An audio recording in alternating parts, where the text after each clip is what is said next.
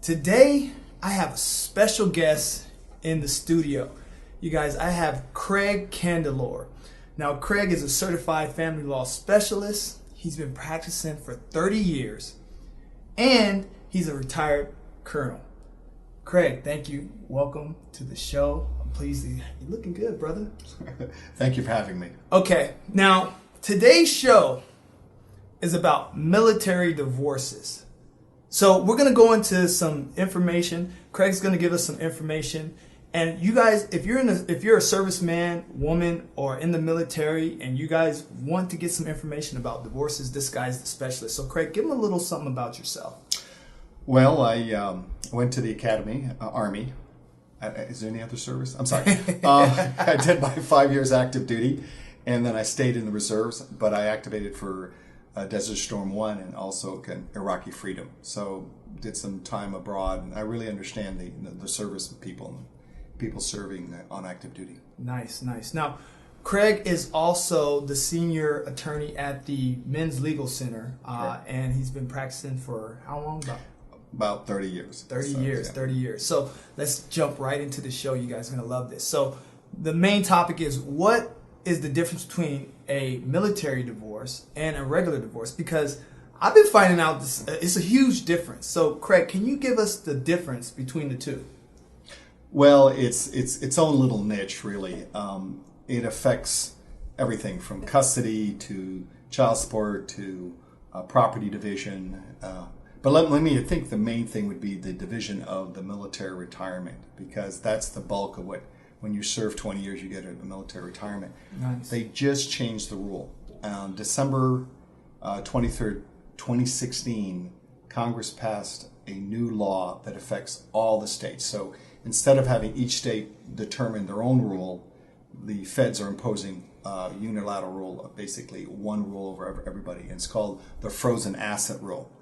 And the takeaway there is that the non-military spouse gets or they divide the community property as though he had retired at the date of separation, which is a radically change from the previous one, which generally used to be, and again, at least in California, it used to be the Brown rule, where the guy would retire, and generally the man would retire, and they would then put the numbers of years they were married while he was on active duty over his total years of active duty. Okay. And the new rule is no. It's frozen in time at the time, as though when they separate. So it's a nice. Okay. different thinking. Okay, so based on that, there is pension issue, and if you're in the military, one of the major benefits is pension, right? It's huge. People don't realize that they pay you money, but it's for the rest of your life. And one way, when we try to figure out how much that's worth, you go and try to buy an annuity. It's huge. Yeah. How much money do you have to put in the bank to get that kind of cash flow? Yeah. And generally, it's hundreds and hundreds of thousands of dollars.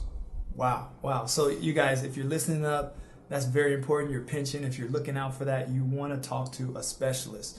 Now, yesterday when we talked a little bit about jurisdiction in different states.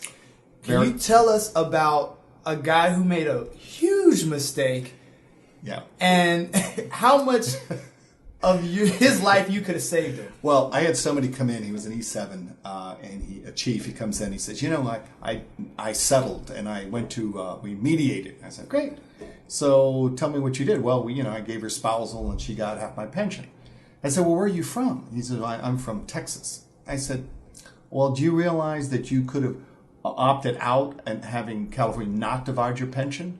I never heard of that. I said, it's called the Tucker defense. If you're here only on military orders, then California does not have jurisdiction over your pension, but you got to plead it. And of course, he was not too pleased. And I said, well, you really want to talk to people that are in the know. There's so much stuff from survivor benefit plan to what's taxable. For example, when they're deciding support, what's taxable, what's non-taxable. Allowances are non-taxable, pay are taxable. So, CPay taxable, base pay taxable, but housing allowance non-taxable. So there's just a whole little world in there that, unless you know what you're doing, it's it's it's like a minefield for the unwary. Wow. So you guys, did you get that? Most of you guys are going to be relocated in some place that you're not familiar with. So jurisdiction is key. And you want to talk to an expert when it comes to actually separating pensions and things like that. That could have saved that guy how much? Thousands of dollars? Well, probably, because what you do is you get divorced here in California, but the pension gets divided in another state. And a lot easier said than done, because how do you generate that? There's already been a divorce. Do you understand? So, yeah. In the practical way for the let's say the non-military spouse to divide it, it's an uphill battle. Just the practical realities. Wow. Now, we also spoke a little bit in depth about mediation, and you were telling me about some guy who actually decided, hey, listen, we're just going to mediate, and we're just gonna agree to agree. Well, the problem when you mediate is you don't know what you're giving up. And the mediator, if he's a true neutral, he's not telling you what your rights are. I mean, I have a case that's actually non-military, but somebody came in, he says, I mediated and I settled everything. I said, well, okay, so are you paying spousal? He says, yes, I'm paying spousal. I said, what do you do? Well, I'm a construction guy. And did you waive spousal? He says, yeah. I said, wait a minute. Could you lose your job tomorrow? I said, sure, downturn in the economy. Well, why did you waive spousal? You've shown. If the other side is getting spousal, shouldn't you have reserved? And of course, by the time he left, he was, not happy. I said, you don't know what you're giving up. You just don't know.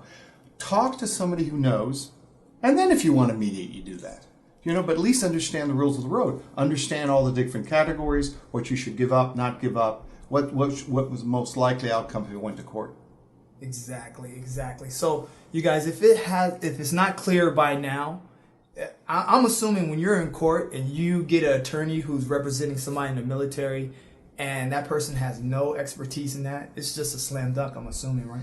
Well, there's only a few people like in San Diego County that actually understand the military and those issues. I mean, there's a handful.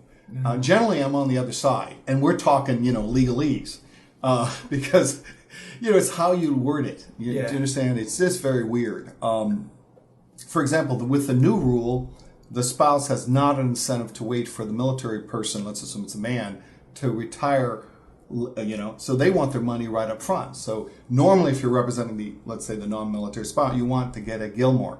So as soon as they get their 20 and eligible to retire, you want the non-military spouse to actually go in and get her pension, even though he may stay on active duty. Do you understand? Yes. And so there's all these negotiations that you want to take place. Survivor benefit plan. How do you divide the SBP? I mean, it just goes on and on and on and on. Wow. So, hey, you guys just got thousands and thousands of dollars of information. Craig, where can they find you at? Well, I'm a senior attorney at the Men's Legal Center. You can go online, Men's Legal Center, Family Law Advocates here in San Diego. Our telephone number is 619-234-3838. Again, 619-234-3838. We're here to help. I've been in your shoes. I've worn your uniform for 32 years. Please call me. I'll give you the answers. All right, guys. So you just got some great information. If you guys got anybody who's a man or woman in the service and they're thinking about leaning towards divorce, make sure you share this information with them. It's that important. And in the meantime, I'll see you guys next week. Remember, keep it legal.